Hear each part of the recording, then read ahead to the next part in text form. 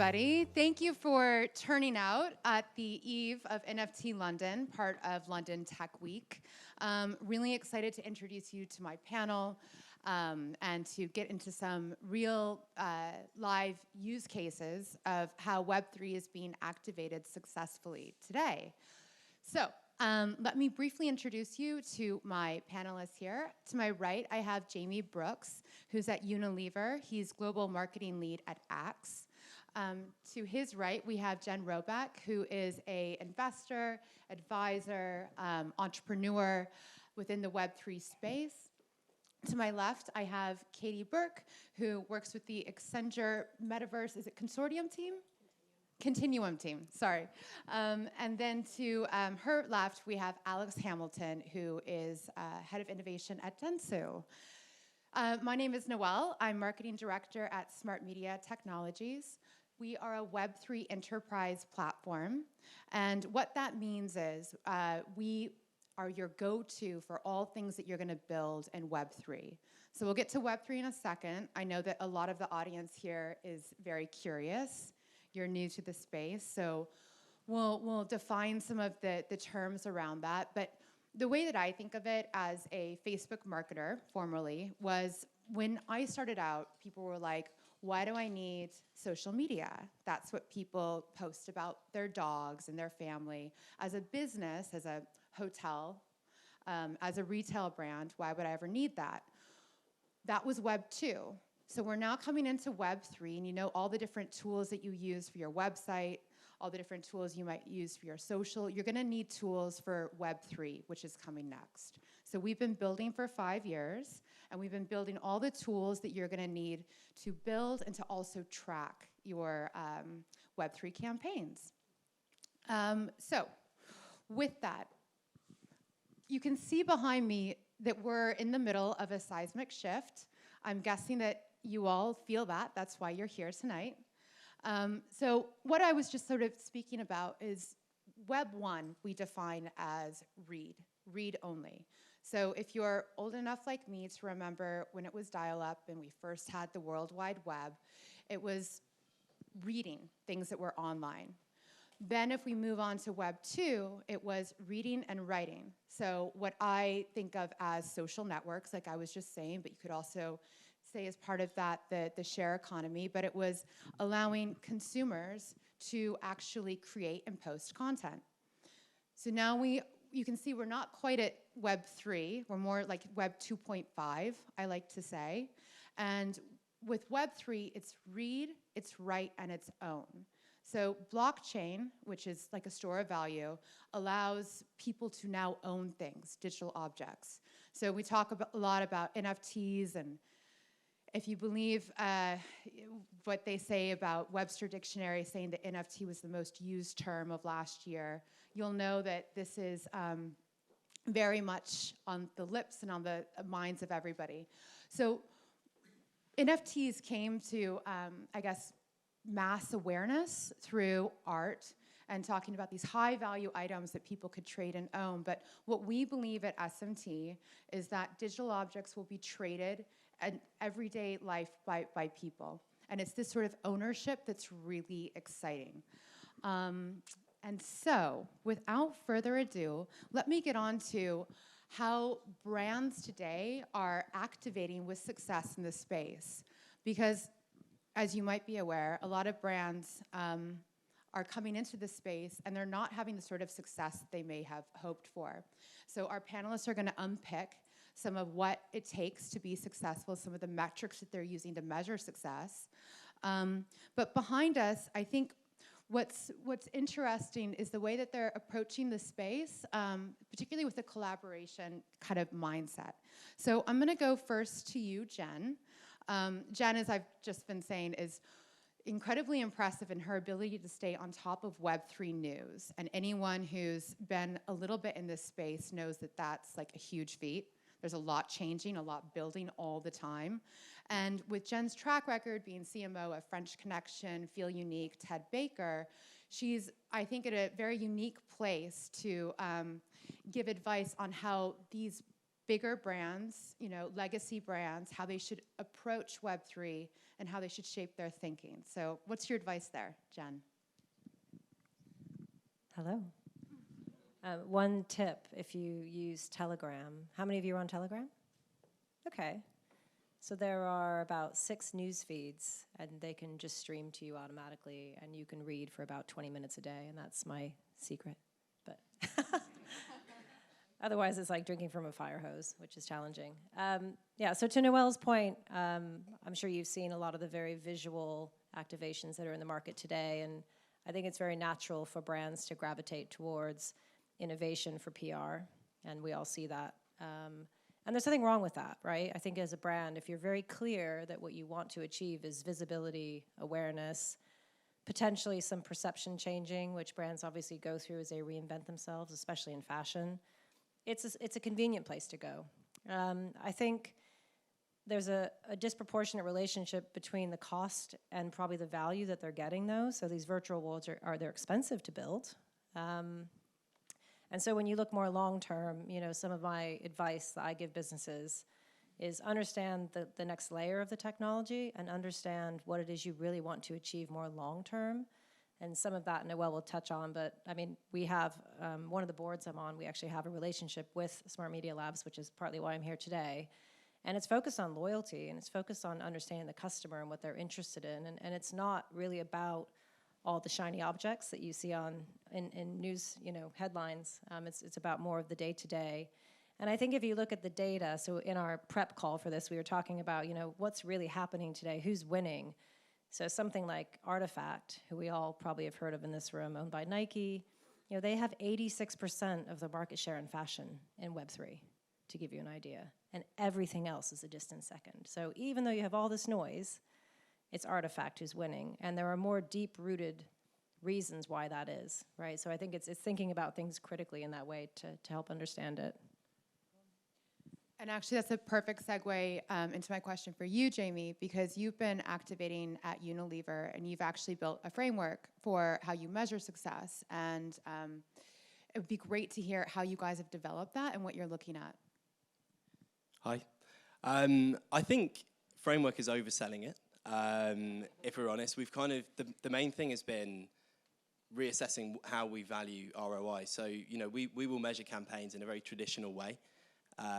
Impressions, reach, frequency, that kind of thing. And the reality is that isn't a real engagement when you talk about the evolution of Web 1 into Web 2 and Web 3. And when you think about that ownership being the kind of the key new area of Web 3, you can't measure that through impressions and kind of traditional ROI that we would use for media. So, yeah, framework is overselling it, but we try and we've tried to look into new metrics like time spent, actually engaging in the content. Are we putting stuff out there that people really want to kind of get their hands on or spend their time there? I heard something really interesting actually this morning where it was talking about how it takes 2.5 seconds of an ad or exposure to an ad for someone to actually really give you their attention. And once you've then got their attention, that's when you start converting them. And some of the work we've done, we've seen engagement of up to 20 minutes within the metaverse. Whereas when we measure, metaverse is Web3. Whereas when we measure our ads, on average, people are watching them for 1.5 seconds.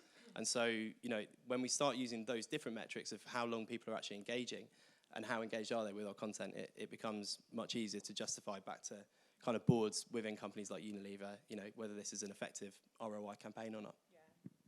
Totally, and we're going to come back to the attention economy and how fragmented it is, and putting that real value on the dwell time and the attention. But before we get there, so Alex, I know that you're following what's happening. If Jen's following what's happening in the West, you're following what's happening in the East, and over in Asia, they're light years ahead in terms of consumer behavior within sort of Web3 world. And so I'd be really curious about what you think are the behaviors from there that you think will translate over here. Yeah, so for context, I work for Dentsu, and Dentsu's based in Japan. So the best part of my job is that we see all the interesting stuff come from Asia, Japan, and China, which is light years ahead of what we've got in EMEA in the US, right? So for example, I think one of the reasons we're seeing that actually is that a lot of the platforms that are kind of based in Asia, like WeChat, for example, there's a natural extension to build metaverse experiences around that. Whereas, and I might get shot by someone from Dentsu for saying this, but some of the key platforms we have in this country aren't necessarily kind of set up in that way. So that's one of the things. I think for me as well, you see things like virtual influencers, for example, over in Asia, big business, right? We created a virtual influencer using Unreal. We grew her following to about 2 million very, very quickly, right? Whereas in EMEA, maybe that's more of a kind of challenge. So for me, I'm constantly looking at what's happening in Asia and what can we learn from that market and what can we apply to EMEA and the US. So yeah, it's exciting. All right, cool. Well, we're going to stay with you for a second. Cool. And double click sort of into what you have been incredible at Dentsu, which is getting buy-in from stakeholders, from clients, from collaborators on getting some of these ideas over the line. And I know that's not easy. It's not so easy. we'd love to understand your kind of playbook on that. Yeah, for sure. There's a few projects I'm working on at the moment, and it's spending most of the time with lawyers, if I'm perfectly honest. So for me, it's when I'm talking to clients about getting legal teams engaged and talking as soon as possible. So we have an NFT drop going live next week in Blanco's Block Party, which is a mythical own title, and that's taking about 4 or 5 months of legal back and forth to get signed off. So that's one of the first things if you're looking to kind of enter this space. I think as well, often you can go in and talk about Web3, and we all live in our own little echo chamber, and we're talking about that space. I think it's how do you kind of connect a brand team or a media team into that space and make it relevant for them? And often as well, putting partners together doesn't really work. Because you've got a media team here, for example, you've got a Web3 partner here, and they both speak very, very different languages. So how you're a conduit between those two parties is really important. So I spend a lot of my time when we're working on these projects being that conduit to kind of demonstrate, okay, these are the KPIs you're going to work on, and kind of trying to put a round peg in a square hole, if that makes sense.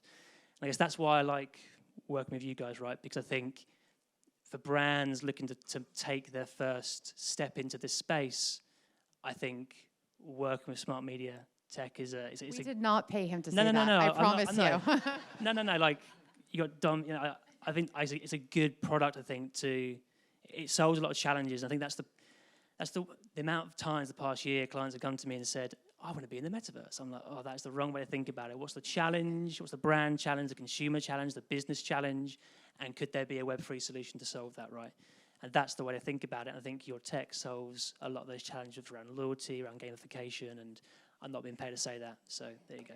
Cheers. Yeah, and to that point, like Jen was saying, new shiny thing, and people want to jump in. But, even, let's be honest, in the economy that we're coming into, there has to be a business reason, right? Yeah, for sure. And for me, the past year, you've seen, some brands do some great stuff. A lot of brands do some testing and very little learning. This phrase test and learn irritates me quite a lot.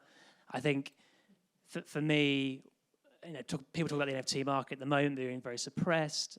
It excites me because it's a creative canvas. So I talk to our creative teams and say, the art of the possible with this technology is so great. Let's start thinking about interesting use cases. And you see brands like Starbucks, so we're working, and out the US, not my team, but the US team are working with Starbucks in their Odyssey program. And for me, I look at that and think, I can't really tell you much about it, but in terms of when it's launched and the kind of maybe the uptake of regular people and their first entry into Web3, and that's what I'm trying to constantly think about is get outside this little echo chamber of Web3 is great, Web3 is great. It is, but unless we get mass adoption, which will happen over time, it's still this singular thing that people in this room are interested about, but John in the pub on the corner doesn't necessarily care about. So yeah, I think it's how do you bring your brand partners or bring them on a journey. How do you do things that can deliver business value initially so people don't get burnt from the get-go? Because there's a lot of lazy executions out there.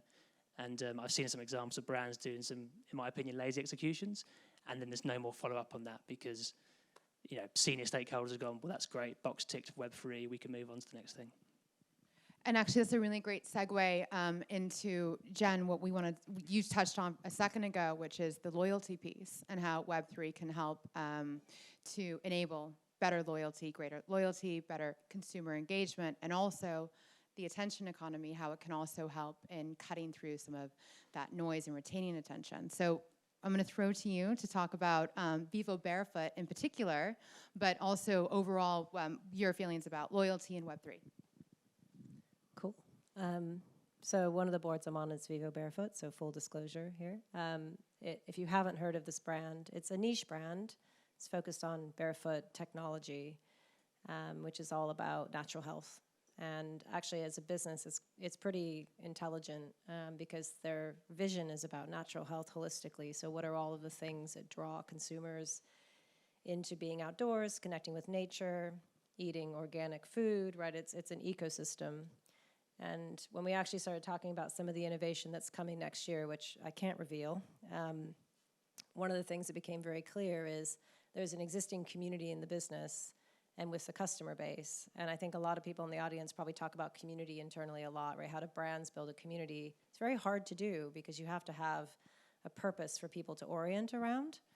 And this business was actually built with that purpose in mind. So they have a massive advantage, but what they struggle with is actually bringing people into one unified place where they can connect, receive information, you know, whether they're engaging with one product or 3 products. It's a flywheel type business, so there's multiple business units that are all focused on the customer and the customer's connection with the planet.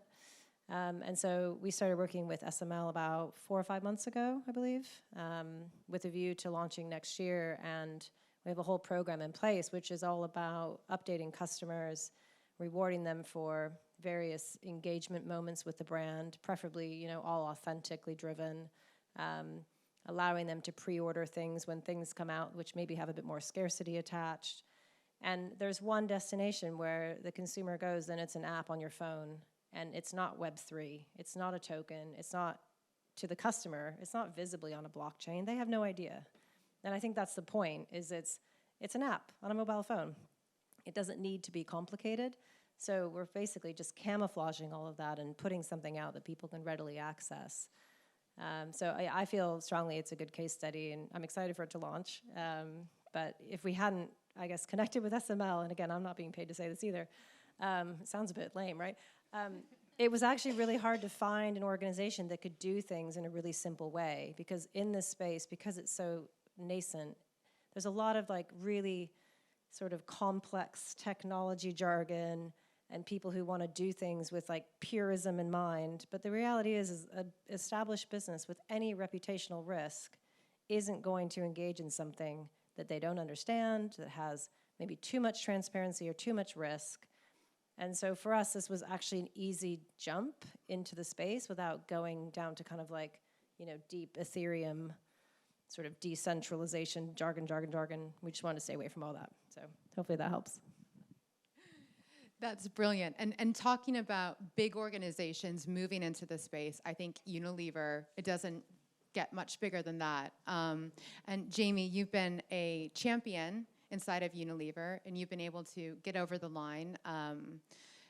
Well, this case study in particular, which I'll let you talk through, and I know there's a video, but I think what's also really amazing about what Jamie's doing is he's building his campaigns internally at Unilever with Web3 in mind. So again, to give a comparable from my world, it's like, okay, so you have a big campaign, here's what your media plan is, how about your social plan as part of that? And he's starting to think about building these campaigns with Web3 as part of it. So it'd be awesome to have you kind of unpack the Axe Doja Day. Yeah, sure.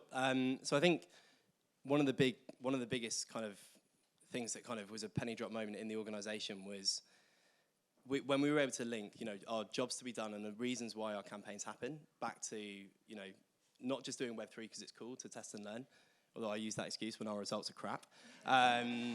Using it as a, you know, Axe exists and links in the UK exist to recruit guys into the deodorant market. Probably most of the guys, at least in here, will have at some point, maybe unwanted, received a Christmas gift set from us. But that's what our role is. And I think framing this as a recruitment kind of driver has, you know, that's kind of opened a lot of kind of doors and made conversations far easier for us. You know, I go back to myself as a 13-year-old. I came into the deodorant category through Links, and it was actually a Web 1 tech innovation that got me into it. So Links Pulse 2003, I don't know if anyone in the room will remember it, but there was the guy doing the gum fingers dance. and we built a website, or the brand built a website where you could learn how to do the dance and remix the track, like Make Love, which was #1 for 8 weeks that year. I learned the dance, I remixed the track, and I actually went to a school disco that year, and I met my now wife. Yeah, but that's a true story. So like, it's the links effect in real life through Web 1. And so like, I personally know the power of like tech innovation and what it can do. But I think that, you know, what that kind of, that sort of recruitment spirit and spirit of innovation needs to kind of exist for us today. So this isn't what we do with, you know, 90% of our media spend. This is about the kind of the 10% where we have a bit of fun, but also, you know, with a serious sort of job to be done for the brand at the heart of it. And so the Dogecoin example was, you know, a really fun example of that with these guys again. We were 420 2 years ago. So for those who don't know, 420 in the US is a big day. It's all around marijuana. And our legal team, we were having a kind of battle with a fight with our legal team about posting about that on, you know, on the morning of the day. And we saw a lot of conversation bubbling up on social media around 420 being coined Doge Day, and the community looking to get the price of Dogecoin to $1. And so we said, don't worry, like legal, we won't post about marijuana. We're going to post about Dogecoin instead. And they were like, what's that? And we were like, don't worry about it. and it kind of took off. So, you know, we got the tweet that we put out, got 2 billion impressions, which in our world is really big. You know, it's bigger than any Super Bowl ad got that year. And so we saw that there was this really engaged kind of sub-community within the world of crypto. And this year, then reached out to the guys at SmartMedia, and we said, look, we want to sell this, you know, this product. We're going to make a Doge can, and we want to sell it for Dogecoin. There was a kind of big clamor for brands to actually sell the product for that cryptocurrency. And again, you know, to echo Jen's sort of sentiment, you know, the guys at SmartMedia Labs were like, yeah, cool, let's do it. So we did this drop on 420 2022. We sold out, I think, in about 30 seconds. Awesome activation. But what was really nice with this was that we were thinking like a fan. So we knew that they wanted to buy products for Dogecoin. So we gave them products for Dogecoin. You know, yeah, there was an NFT involved in it, but we didn't really make it about that. It was much more about, rather than just a PR headline of doing something in Web3 with NFTs, let's give the fans kind of something that they want. So yeah, I think that was one that we were really proud of. And I think it's a great point because like any marketer or brand will know, it's easier to and cheaper to keep a customer than to get a new one.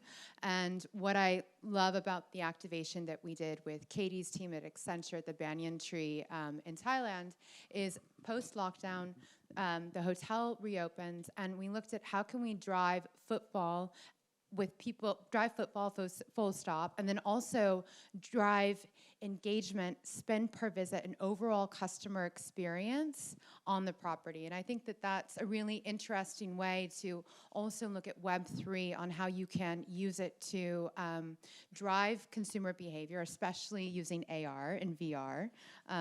Yeah, so Katie, tell us about this activation event. Yeah, so this is, so nice to see everyone. Thank you. I thought I was doing karaoke tonight, so sorry to disappoint. So Laguna, we partnered with SmartMedia here on this project, and one of the things that a lot of our clients ask is like, how do I get into the metaverse? And we have to reframe the question, and I think it's being echoed across everyone here, is why? Why do you want to be there? And the moment you reframe the question towards, maybe I need to hit this KPI, I'm actually launching a new product, I'm actually trying to increase footfall into my hotel, it becomes easier to figure out how this technology, both, you know, augmented reality, Web3, a lot of this answers those questions, and it becomes a new part of your toolkit for doing that. So with this, you know, partnership we have with SmartMedia, this was an actual engagement in footfall activation, and is one of those where you're doing kind of drops around the hotel. You're able to redeem it for spa treatments and stuff like that. And the actual activations were just very successful with the hotel. Very, very pleasing. It was one of the best partnerships. But I keep going back to it's just, if you have it answer the question of why you want to be there, this is one of the fundamental questions that I think will actually put the whole Web3 metaverse onto the right track, is make it strategic. because otherwise it's just playing around without purpose. And I think that we've seen a bit of an error of that. And now, at least from us at Accenture, we're starting to see strategy around these activations. It's not just the activation itself. It's how do I actually drive traffic there? How do I keep people there? The stickiness factor. Everything still matters here. Yeah. This is new tech, but the tech falls into the background at some point, and this just becomes the same experience, the same marketing that we've been doing for years. Yeah, totally. And that's what I really like about this activation is it's like, okay, we were able to get better data, which enabled us to make better decisions, which means a better experience for the customer and overall better outcomes for the business, right? Completely agree. It's like the same steps. It's the same steps, but I do want to kind of draw attention to, if we were to talk future of some of this stuff, first-party data, do not overestimate how much Web3 is going to be your driver for first-party data coming forward, but it changes the dynamic between you and your customers. And your customers are going to have a lot more of a say over that type of relationship. So anything... It's just a new relationship, but I do think it's worth it. I mean, first-party data is kind of prime at the moment on that, and that's the goal with cookies, all of that right now. So it's just a space to watch where it goes in the future. Learning this space now and the data is absolutely critical, but first-party data, I mean, we're all looking for that right now. The amount of money we're spending on that, the conversion on that, I think. Just watch the space from the data standpoint. It's going to be where we think this goes. Which is a perfect segue into predictions for 2023. So, Katie, is yours going to be around first-party data and your solutions as a business around that? I have two. So one is on first-party data. Absolutely, I will not drain that one as much. But I do think that a lot of the exploration that we're doing now within marketing and loyalty, if you think about your whole organization, Web3 is going to impact every part of the organization. It's not just marketing. It's not just relationships. It goes to your industrial side, to your product development. Like every bit of this will be impacted. This group is pretty much first out of the gate. However, data and the relationship is really important. But I actually think if you go back to customers, I think that this unlocks a brand new relationship for them to want to be part of your brand. Yeah. And we I don't know if this is not formal, so just kind of me and the 100 people in the room, but we, what's beyond loyalty? What is this participation that this unlocks? And I think that if I were to look at what Web3 opens up, I do think it's this wonderful participation between your most loyal super fans and your brand. And I do think that this is where our revenue starts to unlock in brand new ways. These are new, memorabilia, your token gated access, stuff like that. And I'm not going to talk the technology because I do think that this is just a relationship. And they want to be, if they're a fan of yours, they want to be a super fan and give them that opportunity. And they'll pay for some of that. And that's where I see is in 2023, I do see this shifting dynamic between your super fan customers and your brand, and how tokens are actually going to enable this deeper relationship than we've seen. I couldn't agree more. Okay. Alex, what's your 2023 prediction? There's two parts to it. I think for me it's knowledge in terms of, more people in my business understanding what it is and how it's kind of valuable. So my colleague Chris over there, we've kind of been kind of running around our business kind of talking about Web3 for the past year, and now increasingly you'll be on calls and you'll hear someone in my team or someone in another team just start talking about Web3 and you go, yeah, like you're flowing, like it's great. So for me, a prediction would be kind of internally in our business, but also internally within brands like Unilever and Accenture, more people really understand the power of it. I think the second one would be kind of building on your point, more strategic thinking, right, in terms of what does Web3 mean for CRM in the future, right? Which is an interesting question when you think about CRM systems and from Salesforce, for example, all the way through to other systems, how they're kind of set up and how you can use Web3 to create new business models and how you can use some of the tech that power these Web3 worlds to kind of have... A lot of similar themes. I think definitely your practical application CRM being one of the main areas, because it's very easy for businesses to understand, so it will connect with whatever is in place today. So if you're in the marketing seat, it just becomes part of your tech stack, and everybody in marketing looks at their marketing tech stack all day long, especially lately, because you can just turn things on and off. It's much more modular. I think the other thing that's happening, and this is a fire hose comment again, is we also have AI, generative AI, quantum computing coming at us even faster than Web3 was. And so some of the things I'm seeing, I'm paying more close attention on retail and fashion because that's my background, but I think e-commerce and Web3 will just converge. So if you're in an e-commerce role, you're running a platform, this is going to come at you really quickly. And so token-gated access, which they've touched on as well, will start unlocking new drops, scarcity, ways of engaging with businesses, ways to access secure areas or membership areas in retail locations. And I think on the generative AI side around content creation, speed to market, when you start connecting it with ownership, it gets really interesting because suddenly the production times and speed to market plus putting art and assets out there plus producing clothing. So I have like a small fashion lab, and it's only taken us 2 weeks to create a CC0 drop, which is basically shared IP for those of you who don't know, connect with a 3D printing organization, attach an NFT to a jumper, and allow somebody to order it online. And it's 2 weeks to do that. And a critical path in fashion is 56. So all the time is compressing. And that's, you know, in nerd terms, you have your value chain, and every component in your value chain is where your business generates value or your industry. That's just going to collapse. And so I think that's one of the bigger predictions for next year. I think sort of linked to some of the areas you touched on around utility, but from our perspective, real shared ownership. You know, so our fans being able to actually feel like they own part of Axe. You know, at the moment, the best it gets is, you know, if we do a little vote or a poll on Instagram. But we're working on how do we unlock a more kind of influential and kind of virtual circle where we're kind of using consumers not just as a sort of an end user, but also as an informer into our processes. So I think that's a really big one for us. But also multi-sensory experiences. You know, we exist to make people smell good, and at the moment there's no scent in, you know, most of Web3 and the metaverse. And so how do we start to bring, you know, kind of scent and fragrance into those worlds? And that's a really exciting kind of piece of work that we're doing at the moment. That's a good preview. So across the panel, we have a advisor, we have in-house, consultant, strategist, and you can tell that there's a lot of moving pieces with the Web3 ecosystem. I'd love to hear from each of you.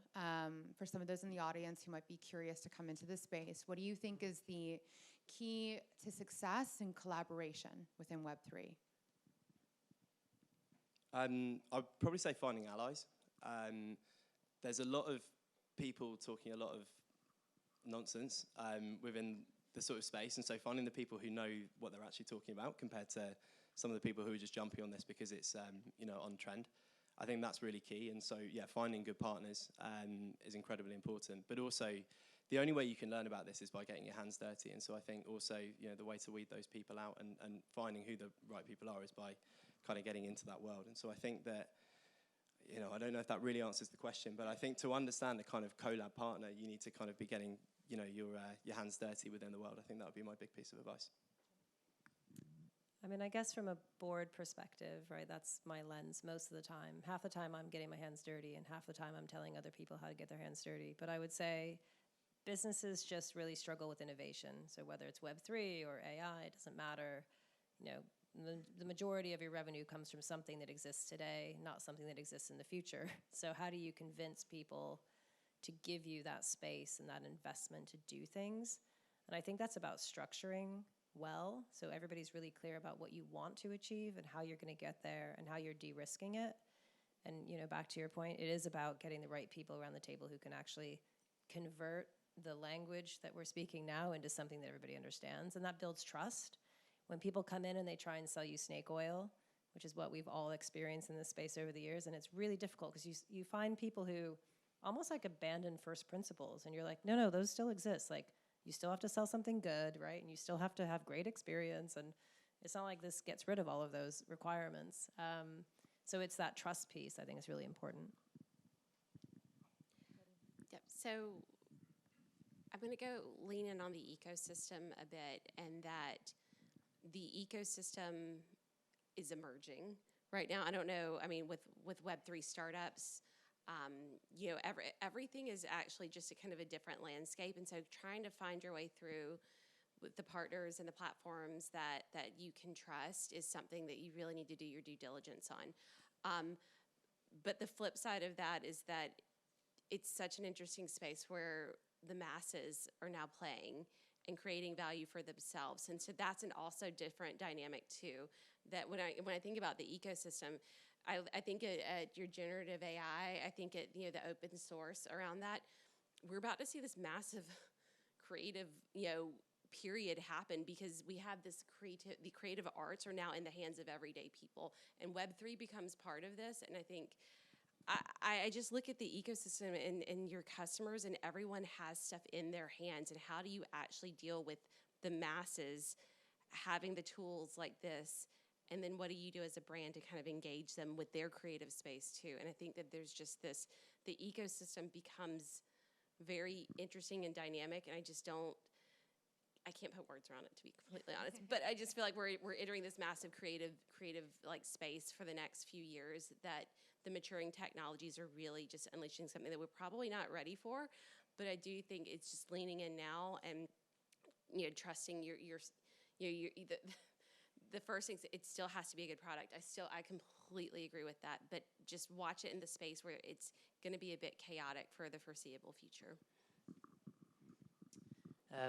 For me, there's three things. I think partners. So it's the art of the possible, right? Everyone in this room maybe knows 2%, 5%, 10%, right? So for me and the creative team I work with, it's helping them understand the art of the possible, because that allows them to make great work. So for me, you can do your own research, but it's kind of bringing in the relevant partners, trying to, you know, not do it in a way in which it's just come and talk for a little bit and then leave, and that's great. It's, you know, how do we work together and rethinking that through and being selective in who you see. So building some sort of partner ecosystem, which is to your point.